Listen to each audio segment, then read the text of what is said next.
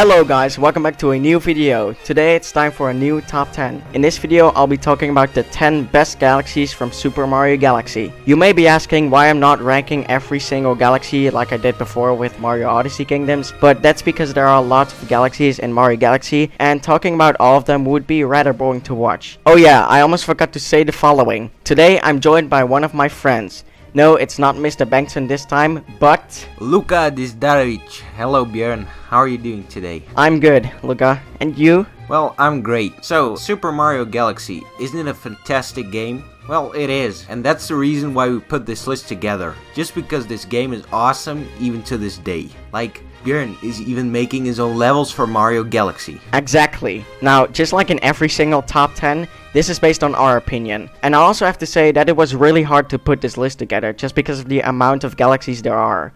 So yeah, let's do this.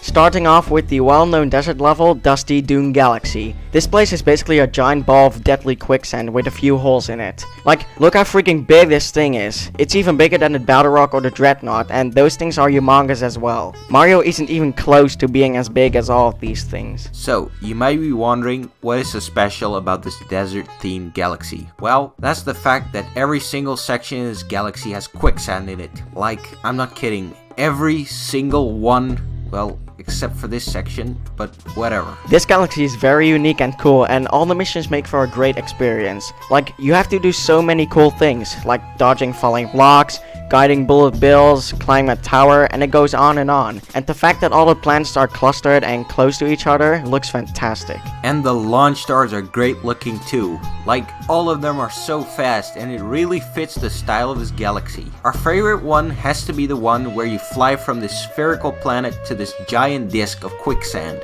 It looks so good. And if you look really closely, you can see that Mario almost bumps into one of those pillars from the disc. But to be honest, all of the launch stars are amazing. Also, there is some really nice decoration going on here. You got a lot of cacti, rocks, and pyramids flying around. In one of the launch stars, you even go through the cacti. Not literally, but you know what I mean. You fly close to it, okay? So yeah, overall, a really nice and pretty badass galaxy.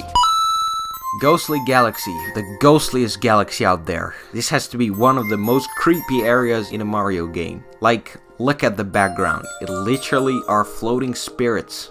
That's so spooky. And the music makes it even better. First off, that remixed underground theme, and then the main music of the galaxy. A little fun fact, the first notes of the song spell out D-E-A-D, dead. Pretty scary. The Haunted Mansion is the main planet in this galaxy, which is just perfect. It's big, it's beautiful, and it's spooky, which fits this galaxy very well, obviously. The things you have to do inside the mansion are really fun. First, you have to lure a Boo into a swinging light to get a key. Secondly, you have to run up walls and ceilings to get 5-star chips. And in the third mission, you have to use bamboos to destroy some Bowser statues to get to the launch star. Talking about bamboos, Ballergeist. He's such an amazing boss. The bamboos are used in a pretty clever way. You have to wait until a black rock spawns, which releases a bamboo after hitting the ground. Then you have to shake near the bamboo so you pick it up and then use it to smack Ballergeist in the face with it. After smacking Ballergeist 8 times, he finally flies away and then BAM! He explodes and spawns Power Star for you to keep. I guess the only downsides about this galaxy are that the purple coin mission is a bit tedious to complete and the missions aren't that long, but otherwise it's a great galaxy.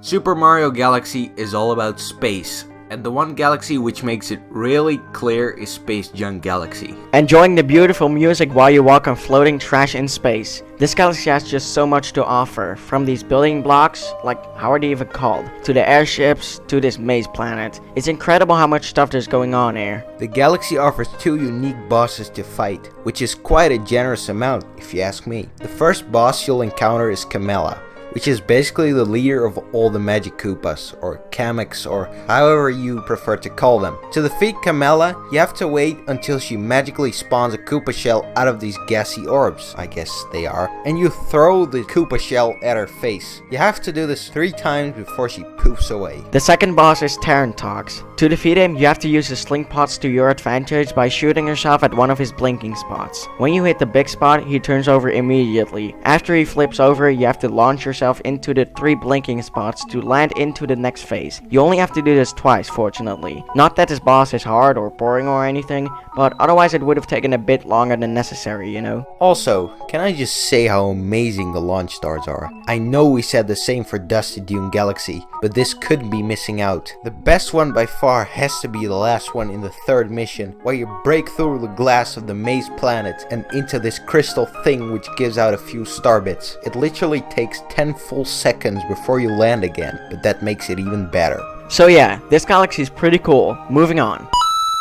Good old Galaxy. Where would Mario Galaxy be without you? First of all, the theme song of this galaxy. It's one of the most iconic songs of the entire Mario Galaxy franchise. Also, this galaxy feels like where the adventure begins. Even though Gateway Galaxy is the first galaxy in the game, it doesn't really feel like it. Simply because it's on the small side. Like in all the galaxies we talked about before, this galaxy has a load of stuff to explore. The 2-sided planet at the start, the weird pill-shaped planet or whatever it is, all the relatively small planets floating around here and there, defeating Dino Piranha. It just never seems to end, in a good way then. Oh yeah, Dino Piranha. He's the first boss you'll encounter in this game, and he's a banger. Quite literally, it's not the most exciting boss in the game, but chasing after him to smack his tail all around can make for a lot of fun. Also, he's literally a baby dino. How cute. The first planet you'll land on is one of the best planets in the game. You have 2 sides to explore.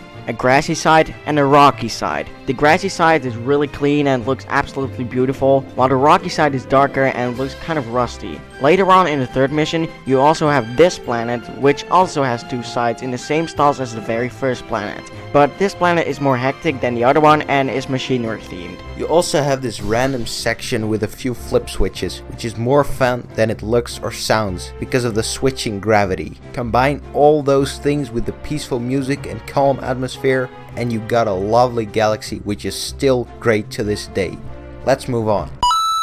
Who thought that fire and ice could work so well together? Well, basically no one, until we came across Freeze Flame Galaxy. This place is so cool, but so hot at the same time. And I mean hot in both ways. Like, look at this freaking huge planet. Wait. Yeah, that's better. Look how freaking big it is. This galaxy only contains 6 planets. The first one is the Icy Ring planet. The second one is the same Icy Ring planet, but then with fireballs inside. The third one in this tall mountain. No, not from Mario 64. The fourth one is the huge volcano planet, which is like 1,000 times the size of Mario. The fifth one is the planet with fire and ice combined. And the last one is the path with all the ice and fire platforms and the ice flower. Even though this is less than in, say, Good Galaxy, the content in this galaxy is basically the same because of the size of all these planets. What I am surprised by though is how Mario can survive this extreme cold and heat. In the volcano planet, Mario's basically sandwiched between 2 giant plains of lava. How Mario can survive this is still a question mark to basically all of us. Well, I mean, it's Mario, so logic doesn't really have to exist. I must say, collecting all the purple coins was pretty tedious, but you'll literally explore sections of the mountain you didn't before, and that's pretty cool. Haha. This is also the first time you'll use the ice and fire flower, and they are used in really clever ways. With the ice flower, you have to climb up this mountain and freeze fountains to progress through the level. And with the fire flower, you have to light a bunch of torches to make doors fall or platforms appear. The third mission is also really cool or hot. On one side of this planet, there's an icy section with some urchins and a valve to let this door fall. And on the other side, there's a fire section with some more urchins and a fire flower to light the torches at the icy section to make the launch star appear. But I think that's about enough of a talk about this galaxy. So, moving on.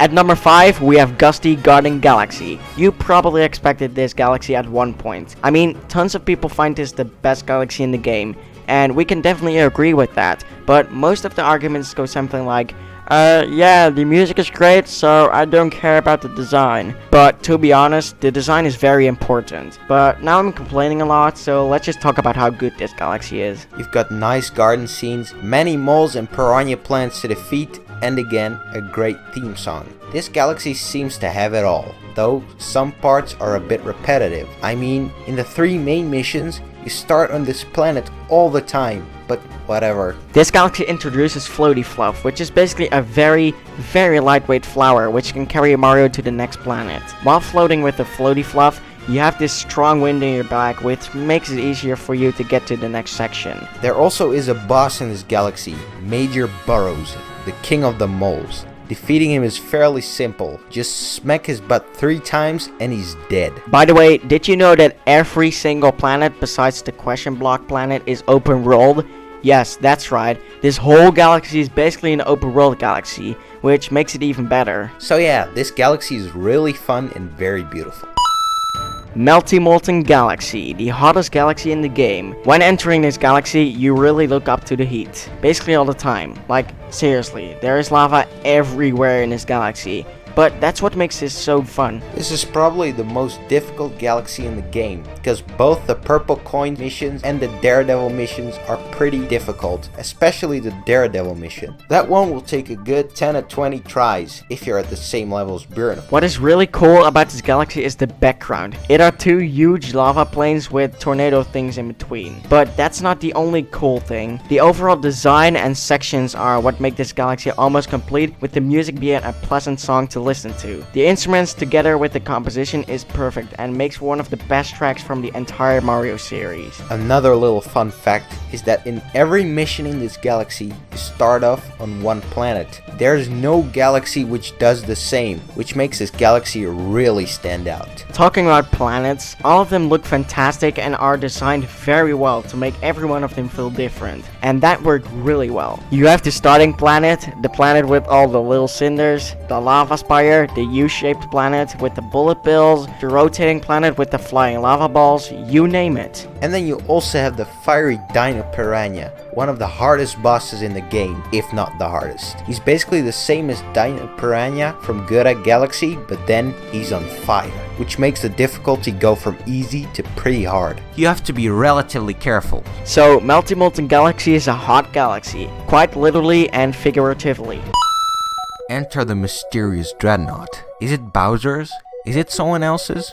We don't know anything about this mysterious galaxy, except for its amazingness. The amount of variety, challenges, and epic scenes that lie ahead is so big. This galaxy seems like a part of Bowser's Dark Fleet. From the small planets floating around here and there to the gigantic fortress in the middle. All the planets and sections are amazing. You have this planet where you have to break a glass cage to let it immerse with water so you can progress. You have the planet with all the giant screws. You have the section with all the cannons and the moving platforms. And in the third mission another section with cannons but then with pole stars. You even have a section inside the Dreadnought in which gravity goes buck wild and all the way around, which makes it very cool and a really original section. There's also a boss in this galaxy named Top Maniac. I know we saw this before in Balrog Galaxy, but we're talking about Dreadnought Galaxy now. Top Maniac isn't really a hard boss, but he's pretty cool. To beat him, you have to hit his red spot and then shake him into the electric fence surrounding the battle arena. But you also have to be careful at the same time, because he can spawn top minis and top men over time, which can be a hassle to deal with. I do have to say that the purple coin mission was very tedious to complete. See, you have to constantly ride a moving platform,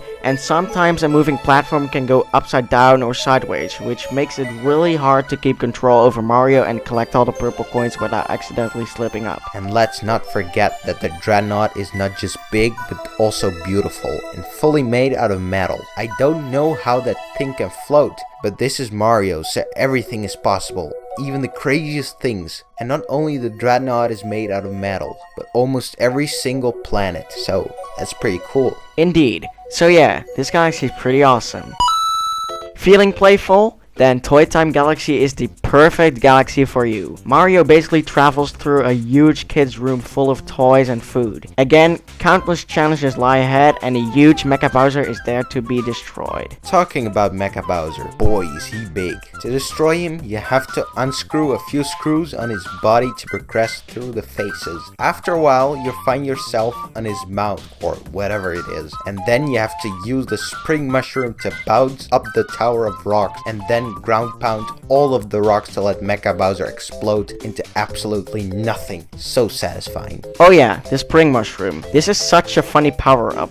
The controls are indeed garbage when you're in Spring Mario form, but it looks so funny and it can be pretty useful in scenarios like we talked about a bit earlier. The spring mushroom is used in really clever ways, especially in this section with all the moving chocolate bars. You have to jump over them with the spring mushroom because otherwise you fall into your death. Some of the planets flying around are also really delicious, figuratively then. You have a planet shaped like a dinner plate with some forks and spoons lying on a plate and a bottle standing up. You have a planet shaped like a birthday cake with forks sticking inside. You have another planet shaped like a cake but then without forks in it, but instead a giant chocolate wall, and so much more. The content in this galaxy is really amazing and pretty much, though the purple coin mission was really hard and one of the hardest levels from the Mario series, but that's okay. The rest of this galaxy compensates to it, so that mission is just a minor influence to the enjoyment in this galaxy. And of course, the music is again really amazing and makes this galaxy even better. So let's finally move on to number 1. Battle Rock Galaxy is not just a rock floating in space. No, Battle Rock is a floating rock in space with cannons, engines, and mysterious spaces in it. We might not know what the rock is battling against, but we surely do know that it is an amazing galaxy. Amazing music and state-of-the-art scenery makes this galaxy just what you need if you want to taste a piece of what Mario Galaxy has to offer. And the battle station itself is huge. Imagine the amount of potential this galaxy had. It would have been so cool if Nintendo showed the interior off a little bit more. What could we expect to see? Bowser Jr. controlling the whole rock? A Magic Koopa conducting weird experiments with power stars? Or one of these weird aliens from Shiverburn Galaxy doing, you know, their stuff. Enough talking about the Battle Rock itself, now let's talk about the actual missions and planets. So, first off, Battle Rock Barrage. God, is this mission amazing. You'll start off in this section with all those floating saucers, collecting 5 pole star chips while spawn a launch star